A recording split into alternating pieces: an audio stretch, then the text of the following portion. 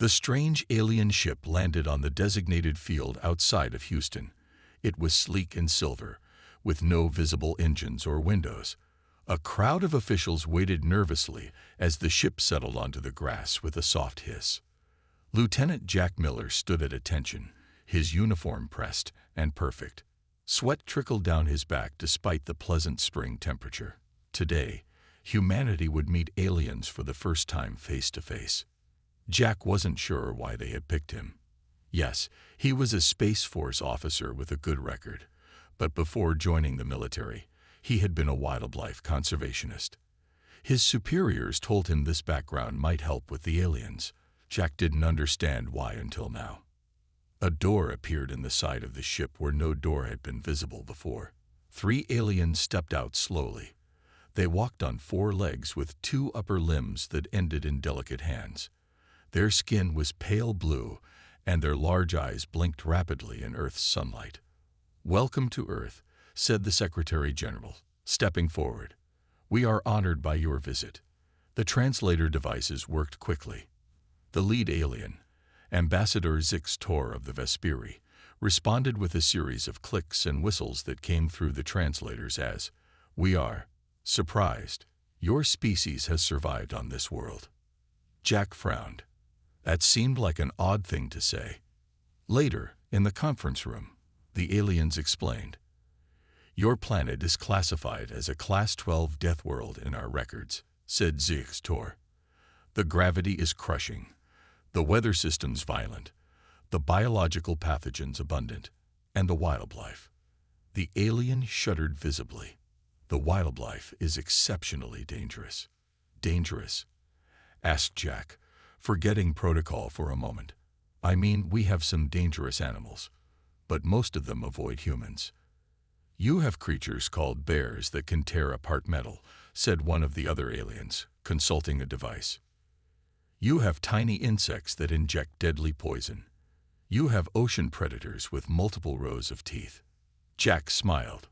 "Well, yes, but most people go their whole lives without being attacked by a bear or a shark." The aliens looked at each other with their large eyes. "Remarkable adaptability," one whispered. The meeting continued with discussions of trade and cultural exchange.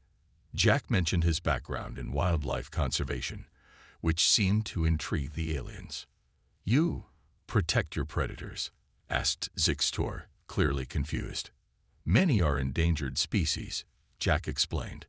"We try to maintain ecological balance." The aliens exchanged more looks that Jack couldn't interpret.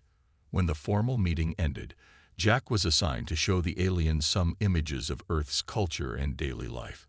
He pulled up pictures on his tablet, showing cities, farms, and natural landscapes. "This is my home," Jack said, showing a picture of his small house with a yard. In the photo, his dog Ben was playing while his cat Mittens watched from a window. All 3 aliens jumped back from the table. One made a high-pitched sound that the translator didn't catch. "What are those creatures in your dwelling?" Zix Tor asked, pointing with a trembling hand. "That's just my dog and cat," Jack said, confused by their reaction. "They're pets. Companions." "Those are predator species," said one alien, checking a device. "That cat is related to your lions and tigers. The dog is related to wolves." Jack nodded. "Well, yes, but they're domesticated. Humans have lived with dogs and cats for thousands of years." The aliens huddled together, speaking rapidly in their own language. When they turned back, Zix Tor's voice was shaky even through the translator. "You keep apex predators in your homes, near your young, while you sleep." Jack smiled. "I can show you more photos if you'd like. My sister has 3 dogs and a ferret. My neighbor keeps snakes." One alien made a sound like a tea kettle boiling over. "Humans have kept predators as companions for most of our history," Jack continued, not understanding their distress. "Dogs help us hunt, herd animals, find missing people. Cats keep rodents away. They're part of our families." "Families," repeated Zix Tor faintly. The alien turned to its companions. "No wonder they survived a death world. They didn't just adapt to the predators. They adopted them. As Jack showed more pictures of humans with their animal companions, he began to understand something important about the galaxy. Maybe humans weren't just survivors of a harsh world. Maybe they had a unique relationship with Earth's dangerous creatures that other species couldn't comprehend. And maybe that would change everything about humanity's place among the stars. 3 months after first contact, a human delegation prepared to visit the Galactic Council headquarters. The massive space station orbited a neutral star at the crossroads of 5 major alien civilizations. Commander Susan Wright checked her bags one last time. As a xenobiologist, she had been studying the alien biological data they had shared. It was fascinating how different their evolutionary paths had been from Earth's. "All packed?" asked Dr. Alan Peterson, adjusting his glasses. The cultural specialist had been working around the clock to prepare humanity for this moment. "Almost," Susan replied. "Just waiting on Major Young." Major Lisa Young arrived leading a golden retriever on a leash. The dog, named Buddy, was one of Earth's ambassadors, a therapy animal trained to comfort people in stressful situations. Behind her came 2 more handlers with animals, Sam with his falcon named Hunter, and Rita with Shadow, a gray wolf that had been raised from a pup as part of a conservation program. "Are we sure bringing animals is a good idea?" Alan asked nervously. "Remember how the Vesperi reacted to pictures of pets?" "That's exactly why we're bringing them," Lisa said firmly. "If we're joining a galactic community, they need to understand all aspects of humanity, including our bond with animals." The Earth ship docked at the massive space station 2 weeks later. The human delegation stepped into a huge circular chamber where representatives from over 30 alien species waited. Many stood on multiple legs. Some floated in special tanks. Others needed breathing equipment in the standard atmosphere. Susan noticed how many of the aliens had large eyes positioned on the sides of their heads. Prey animals on Earth had similar features to watch for danger. Very few had forward-facing eyes like humans and Earth predators. Ambassador Zix Tor of the Vesperi approached them. "Welcome to the Galactic Council. We have prepared." The alien stopped speaking when it noticed the animals. Its translator emitted a high-pitched squeal. "What are those creatures doing here?" demanded a tall, insect-like alien. "These are our companions," explained Susan calmly. "They are part of our delegation." The chamber erupted in alarm. Some aliens retreated to the far walls. Others produced weapons.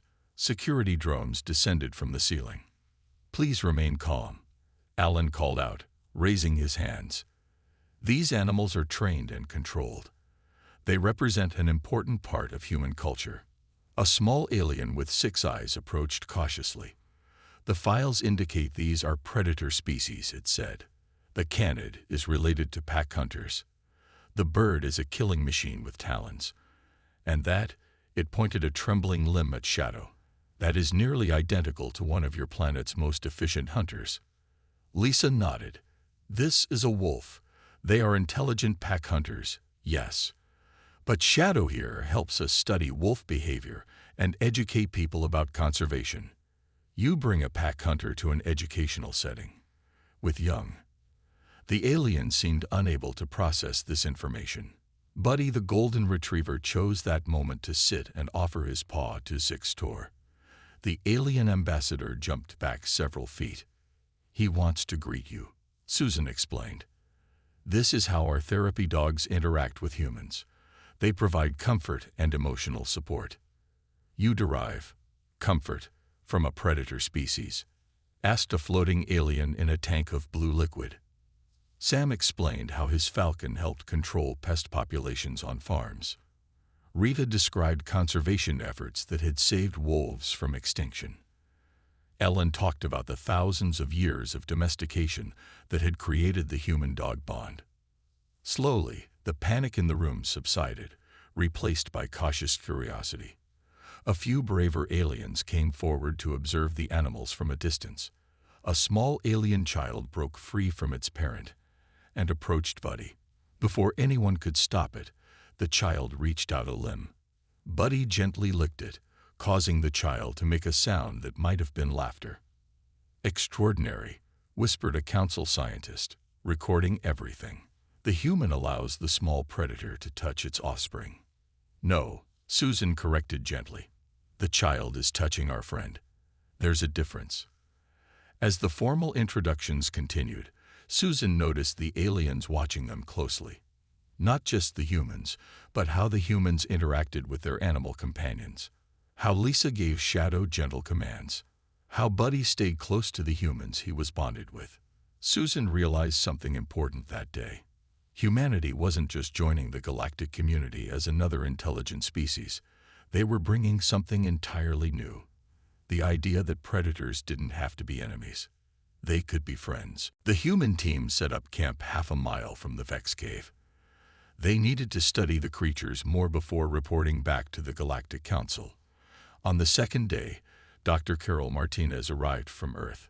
She was an expert in animal communication who had worked with wolves, dolphins, and great apes. "So these Vex are territorial predators?" Carol asked, looking at the video footage Paul had captured. "Yes, but there's more to them," Susan said. "Watch how they interact with each other." The video showed the adult Vex bringing food to the young ones. The large predator was gentle with its offspring, using soft rumbles and body language to communicate. "They're intelligent," Carol observed. "Those aren't just instinctive behaviors. See how that adult is teaching the young one to tear the food." Jack nodded. The colonists probably had no idea they were building on a Vex breeding ground. They thought the Vex were attacking without reason. That afternoon, Carol set up special equipment to record and analyze the sounds the Vex made. Paul and his dogs established a careful observation post behind some rocks. The dogs were remarkably calm around the alien predators. "Ruby doesn't seem frightened of the Vex," Susan noted. "She understands pack hierarchy," Paul explained. To her, these are just strange-looking alpha predators establishing territory. Over the next few days, they observed the Vex hunting, caring for young, and patrolling their territory. Carol began to identify patterns in their vocalizations. "This low rumble means warning," she explained. "And this chattering sound is how they call to each other during hunts. It's remarkably similar to how wolves coordinate." On the fifth day, something unexpected happened. The smallest of Paul's dogs, Cleo, wandered too close to the Vex territory. A young Vex spotted her. Instead of attacking, the young Vex approached cautiously, making soft clicking sounds. Everyone held their breath. Paul quietly instructed Cleo to stay calm. The dog sat down, wagging her tail slowly. The young Vex circled Cleo, sniffing curiously. Then it mimicked Cleo's sitting position. "It's trying to communicate," Carol whispered in amazement. "It recognizes Cleo as another intelligent being." The adult Vex appeared suddenly, rushing toward them with a warning rumble. Paul and the others froze, fearing an attack. But Cleo remained calm, and the young Vex made a different sound toward the adult. To everyone's surprise, the adult Vex stopped. It studied Cleo, then the humans. Instead of attacking, it made a series of clicks and rumbles. Carol quickly recorded the sounds. "I think it's trying to communicate with us now." "Just like wolves or big cats on Earth," Paul said quietly. "They're not mindless killers. They're complex social predators with their own communication system." Over the next 2 days, Carol worked intensely with her equipment, creating a basic translation program. They learned that the Vex had lived on this planet for generations before the colonists arrived. The colony construction had destroyed important hunting grounds and blocked access to water. "No wonder they attacked," Jack said. "From their perspective, they were defending their home." Susan had a realization. Humans evolved on a world full of predators. We learned to understand them, to recognize their behaviors and needs. While most alien species evolved from prey animals and never developed that understanding, Jack added. Carol nodded as she watched Cleo and the young Vex playing carefully together. "Maybe that's humanity's gift to the galaxy. We don't just survive alongside predators. We understand them." The adult Vex watched the interaction between the dog and its offspring with what seemed like curiosity rather than hostility. "I think we can find a solution," Paul said. "One that works for both the colonists and the Vex." As they prepared their report for the Galactic Council, the humans understood something profound.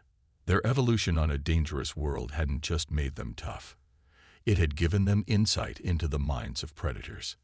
And that might be exactly what the galaxy needed. The news of the human team's success with the Vex spread quickly through the Galactic Council. Instead of exterminating the dangerous predators, they had established communication and found a solution. The colony was moved to a different location, away from the Vex territory, and both groups now lived in peace. Back on Earth, Dr. Kevin Harris read the reports with great interest. As the head of the new Interspecies Relations Department, he saw an opportunity. "We need to understand why humans can connect with predator species when other aliens can't," Kevin told his team during their morning meeting. "It could be our most valuable contribution to the galactic community." The research facility outside of Denver was simple but well-equipped.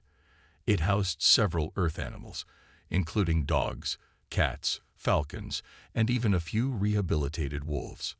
Now it also contained special habitats for alien visitors. Susan Wright had returned from the Vex mission to join Kevin's team. "I have a theory," she said. "Most advanced alien species evolved from prey animals. They survived by running and hiding from predators. But humans evolved alongside predators, learning to think like them." Kevin nodded thoughtfully. "We didn't just avoid predators. We studied them, hunted with them, and eventually domesticated them." The facility welcomed its first alien diplomats the following week. Among them was Ambassador Zix Tor, who still seemed nervous around Earth animals but was determined to learn. "Our evolutionary psychologists believe your theory has merit," Zix Tor told Kevin. "The Vesperi evolved from herd animals that fled from danger. We never developed the ability to understand predator psychology." Kevin designed a careful program to introduce the aliens to Earth's animals. They started with the gentlest creatures, therapy dogs specially trained to remain calm and non-threatening. "Notice how Daisy maintains eye contact," Kevin explained to a group of alien observers as a golden retriever sat patiently. "In many species, direct eye contact is a threat, but dogs evolved to communicate with humans this way." Some aliens remained frightened, but others showed curiosity. A young Vesperi named Trell was particularly interested. The canine responds to subtle commands. Trell noted, watching Kevin work with Daisy. It understands complex intentions from simple gestures. "Dogs and humans co-evolved," Susan explained. "Over thousands of years, they became attuned to our emotions and signals, and we to theirs." The breakthrough came 3 weeks into the program. Kevin had arranged for Trell to feed Daisy under careful supervision. The young Vesperi was nervous but determined. "Hold your hand flat, like this," Kevin demonstrated. "She'll take the treat gently." Trell extended a trembling limb with the treat. Daisy approached slowly and took the food without touching Trell's skin. The Vesperi made a sound of surprise. "It didn't bite me," Trell said wonderingly. "It was careful." "She," Kevin corrected gently. "Daisy is a she, not an it. And yes, she's careful because she sees you as a friend, not prey or a threat."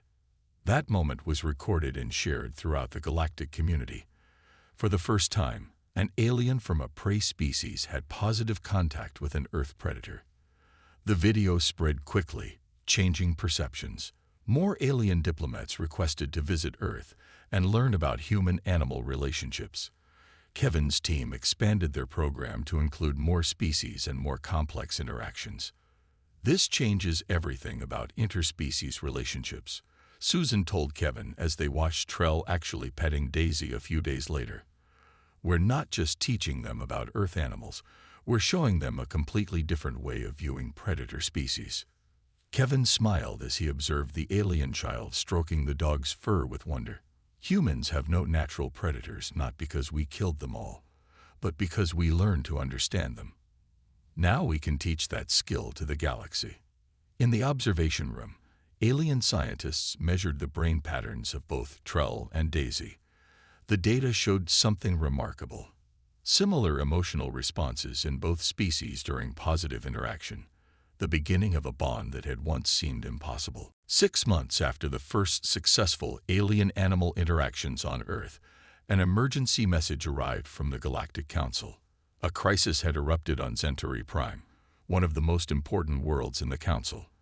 The peaceful Centauri were acting strangely, becoming aggressive, attacking each other, and showing unusual hostility. "This behavior is unprecedented," said the Council representative during the emergency call. "Some are blaming biological warfare from rival systems. Others think it's a natural disease. Either way, we're on the edge of interstellar conflict." Jack Miller, now serving as Earth's ambassador to the Council, listened carefully. What exactly are the symptoms? Unprovoked aggression, loss of higher reasoning, fear of water, excessive salivation. The representative's translator conveyed growing panic in its voice. 3 neighboring systems are already threatening military action, believing they've been attacked. Jack exchanged looks with Susan Wright. "Those symptoms sound familiar," she said quietly. "Almost like rabies," Jack agreed. He turned back to the communication screen. "The Council needs to quarantine the affected areas immediately. Earth will send specialists." Within 24 hours, Major Billy West led a team of Earth's best veterinarians, animal behaviorists, and disease specialists to Centauri Prime. Billy had spent years dealing with wildlife disease outbreaks on Earth. He brought along specially trained dogs that could detect illness by scent. The scene on Centauri Prime was chaotic. The normally gentle, deer-like Centauri had divided their cities into hostile territories. Those affected showed uncharacteristic aggression and confusion. "Keep the dogs at a safe distance," Billy instructed his team as they observed from their sealed vehicle. "But let them get air samples." The detection dogs sniffed carefully and gave their trained signals. Billy nodded grimly. "It's definitely something like rabies," he confirmed. "A disease affecting the brain, changing behavior patterns." He turned to Dr. Eli Rodriguez, the team's pathologist. "We need samples." Capturing infected Centauri proved difficult and dangerous. Even with protective gear, 2 human team members were injured by the unusually strong and aggressive aliens. In the makeshift lab, Eli studied the samples under specialized equipment. "The disease agent is similar to rabies, but adapted to Centauri biology," he reported. "It affects their limbic system, the emotional center of their brain, making them revert to primitive fight responses. But Centauri don't have a history of predator behavior," Susan pointed out. "They're herbivores with no natural weapons. That's why it's so dangerous," Billy explained. "Their bodies aren't designed for aggression, but the disease is forcing aggressive behavior. They're hurting themselves as much as others." The team worked around the clock to develop a treatment based on Earth's rabies protocols. On the 3rd day, Council representatives arrived at their base. "Several systems are mobilizing their defense forces," warned a tall, mantis-like alien. "They believe this is a deliberate attack." "It's not," Billy insisted. "It's a disease outbreak, not biological warfare. We're seeing patterns exactly like Earth's wildlife disease events." "How can you be so certain?" asked another council member. Billy pulled up video footage from Earth: wolves with rabies, deer with chronic wasting disease, and chimps with neurological infections. "We've seen this before. Animals that change behavior radically due to brain infections." "But the Centauri are not animals," protested the council member. "All thinking beings have animal origins," Susan explained gently, "and all bodies can be affected by disease. Humans have faced these challenges with Earth's wildlife for centuries." Eventually, the council agreed to try the human treatment protocol. Using remote drones, Billy's team delivered the medication to infected areas. Within days, the first Centauri began to recover. "The treatment works," Eli confirmed, analyzing new samples. "But many survivors will have psychological trauma from what they experienced." Jack, who had arrived to support diplomatic efforts, had an idea. We should bring in therapy animals once it's safe. They helped after the Vex situation.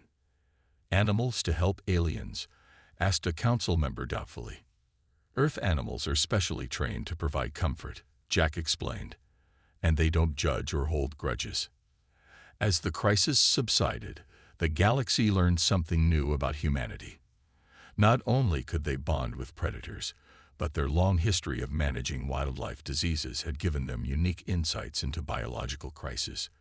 The Deathworlders had turned their harsh evolutionary challenges into valuable knowledge that might save countless lives across the stars. After the successful treatment of the Zentari disease outbreak, Dr. Carol Martinez led the effort to help the affected aliens recover. Many Zentari remained fearful and withdrawn even after their physical symptoms disappeared. The disease had left them with deep emotional scars. On Earth, we use therapy animals to help people recover from trauma, Carol explained to the Zentari medical team. Animals provide comfort without judgment. The Zentari doctors were skeptical. Their species had always feared predators, and the idea of seeking comfort from Earth animals seemed strange. But they were desperate to help their people. "We will try your method," the head doctor agreed reluctantly. The first therapy animals arrived on Zentari Prime 2 weeks later. They included golden retrievers, gentle cats, and even a few trained rabbits. Each animal had been carefully selected and trained for this special mission. Carol worked with a group of 20 Zentari who had suffered severe trauma. They gathered in a large, bright room with soft cushions on the floor. "This is Luna," Carol said, introducing a calm white therapy dog. "She helps people feel better. You don't have to touch her if you don't want to. Just being in the same room can help." The Zentari stayed far away from Luna at first. They watched nervously as the dog lay quietly on a mat, sometimes wagging her tail gently. A young Zentari named Pell was the first to show curiosity. After 3 sessions, Pell moved a little closer to Luna each day. By the end of the week, Pell sat just 3 feet from the dog. "Her breathing pattern is calming," Pell observed. "When she breathes slowly, I find myself breathing the same way." Carol nodded. "That's one way therapy animals help. They model peaceful behavior." While Carol worked with the Zentari, Susan Wright made an important discovery in the research lab. She had been studying the brain patterns of both humans and aliens during animal interactions. "Look at these readings," Susan told Dr. Martinez, showing her the results. When humans bond with animals, they produce specific neural signals. We're seeing similar patterns in the Zentari who spend time with the therapy animals. So the benefit isn't just psychological. It's physical too, Carol realized. They'd brought their findings to the alien scientists. "There's something about the bioelectrical patterns between different species that helps healing," Susan explained. "Humans have developed this through thousands of years of animal companionship." The breakthrough came on the 10th day. Pell reached out a trembling hand toward Luna. The therapy dog remained perfectly still, allowing the alien to gently touch her fur. "It's soft," Pell said with wonder. "And she's warm." Other Zentari watched in amazement. Soon, more of them wanted to try. Within a month, most of the trauma patients were showing significant improvement. The therapy animals became an essential part of Zentari recovery. News of this success spread throughout the galaxy. Other species began requesting Earth's help with their own challenges. Carol and her team trained more animals and handlers to meet the growing demand. Then something unexpected happened. A Vesperi diplomat who had been working closely with humans asked to adopt a cat. "I have come to appreciate this small predator's company," the diplomat explained. "She makes my dwelling feel safer." The request shocked the Galactic Council. No alien species had ever voluntarily taken an Earth predator as a companion before. "Are you certain this is wise?" the council leader asked the Vesperi. "I have learned that predators can be more than merely dangerous," the diplomat replied. "They can be protectors and friends."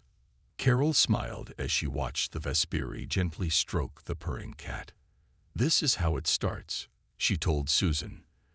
"This is how humans began our relationship with animals thousands of years ago. with one person and one animal forming a bond. Susan nodded. And now we're teaching the galaxy what we learned on our death world, that predators don't have to remain enemies forever. As more aliens began to form bonds with Earth animals, something profound was happening. Species that had evolved as prey were learning to see predators in a new light, and in doing so, they were beginning to understand humans better too. 5 years had passed since humans first joined the Galactic Council. In that time, Earth had become known throughout the stars as the planet of animal whisperers. The training academy outside of Denver had expanded into a massive complex where aliens from hundreds of worlds came to learn about Earth's animals. Jack Miller stood on the stage, looking out at the graduating class. As Earth's ambassador to the galaxy, he had the honor of presenting certificates to the first official class of alien animal handlers. When we first met the Vesperi 5 years ago, they were terrified of our pets, Jack said in his speech. Today, I see representatives from 27 species who have completed training with Earth animals. Some of you have even bonded with companions who will return home with you. In the front row sat Trell, now a young adult Vesperi, with a golden retriever named Star lying calmly at his feet. Behind him was a group of Zentari, each paired with therapy cats. Even more surprising were the 3 Vex representatives, their scaled bodies gleaming in the sunlight. The Vex had volunteered to join the program after humans helped them reach a peaceful agreement with the colonists. Humanity evolved on what the galaxy calls a death world, Jack continued. We faced dangerous predators, harsh weather, and countless challenges. But our greatest achievement wasn't surviving these dangers. It was learning to understand them. Susan Wright watched from the side of the stage. As head of xenobiology research, she had helped develop the training protocols for each alien species. The data they had gathered was revolutionary, proving that the bond between different species could be beneficial for both sides. The Vex, once considered too dangerous to approach, now serve as guardians on frontier worlds, Jack said, nodding to the scaled predators. Their hunting instincts protect settlements from other dangers, just as dogs once protected human villages on Earth. The most remarkable success story sat in the center of the audience. Dr. Kevin Harris had worked with a young Krell named Miri who suffered from severe anxiety. After months of therapy with a cat named Whiskers, Miri had not only recovered, but had become the first alien certified to train others in animal handling. Today marks a new chapter in galactic history, Jack said. You graduates will return to your worlds not just with new skills, but with new companions. You will teach others what humans have known for thousands of years, that predators can become protectors when understood and respected. After the ceremony, Jack walked through the training grounds with Susan and Carol. They watched as aliens practiced with their animal companions, some playing fetch with dogs, others letting birds perch on special gloves, a few even working with small, trained wolves. Did you ever imagine this would happen? Carol asked, smiling as a Zentari child confidently led a therapy dog through an obstacle course. Never, Jack admitted. When I showed Zix Tor pictures of my pets, I thought he might have a heart attack. They stopped to watch a demonstration in the main arena. A team of Vex and humans were showing how they work together to patrol colony borders, the humans riding on specially designed saddles on the Vex's backs. They're magnificent, Susan said, watching the powerful predators move with precise control. And to think the council wanted to exterminate them. That's the difference, Jack said thoughtfully. Most species in the galaxy evolved by running from predators. They never learned to understand them. While humans evolved alongside wolves and big cats, learning their ways, Carol added. We became predators ourselves in some ways, but we never lost the ability to connect with other species. As the sun set over the academy, Jack watched a young alien child walking with complete confidence beside her bonded Earth cat. The child belonged to a species that had once feared all predators. Now she chatted happily to her feline friend, who listened with typical cat indifference, but stayed protectively near. That's our gift to the galaxy, Jack said softly. Not technology or weapons or resources. We taught them that you don't have to fear the predators forever. You can understand them, respect them, and even love them. Susan nodded. Humans have no natural predators, not because we killed them all, but because we adopted them all. Jack finished with a smile.